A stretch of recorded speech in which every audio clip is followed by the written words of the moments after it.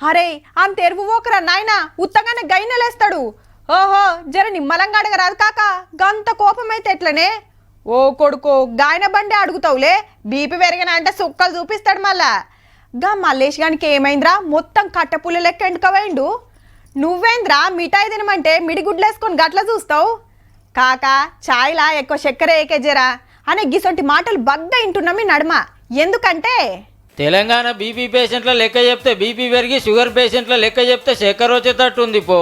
దవాఖాన శాఖలు 33 జిల్లాల్లో 30 ఏళ్లు దాటిన 1.5 మందికి టెస్టులు చేస్తే 19 లక్షల మందికి బీపీ, 10 లక్షల మందికి షుగర్ ఉన్నట్టు తేలింది. మరి ఏ గాయంతేనా అనేరు. ఆల్రెడీ తెచ్చుకున్నోళ్ళు కొత్తోళ్ళు వీళ్ళంతా. ఈ లెక్కన 4 కోట్ల మందికి చేస్తే డబుల్ దాటుడు పక్క. మాకున్నదనే ముచ్చట చాలా మందికి తెలుస్తూనే లేదట. ఓ 50-60 ఏళ్ళు నిండినోళ్లకు బీపీలు షుగర్లు అంటే కామన్, కానీ పడుసోళ్లకు నడి వస్తున్నాయంటే పరిస్థితి ఎట్లున్నదో చూడురిగా. ఇంట్లో మన లాపారువే చాలా. బయట తిండికి బగ్గ మరిగిండ్రు, లట్టు పొట్టు కడుపులు వేసుడైనాయే. పోనీ తిన్న తరగతానికి ఏమన్నా చేస్తారా అంటే ఈడున్న చెంబ ఆడబెట్టారు కొందరు. అయితే బొత్తలు పెంచుడే గాని బొద్దలు కరిగించుడు లేకపాయే.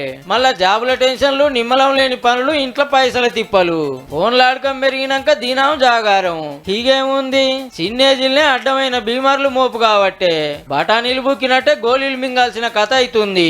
ఊర్లలో ఉండేటోళ్ళన్నా అదో ఇదో పని చేస్తారు కానీ పట్నం పోలే నేరి అధ్వానం. కాబట్టి జర మంచి తిండి తినుర్రి, బొత్తలు పెంచకుర్రి, పేలకెళ్ళి చెమట తీయుర్రి. మీరేంది మాకు శుద్ధులు చెప్పేదాన్ని బీపీ పెంచుకుంటే మీ ఇష్టం.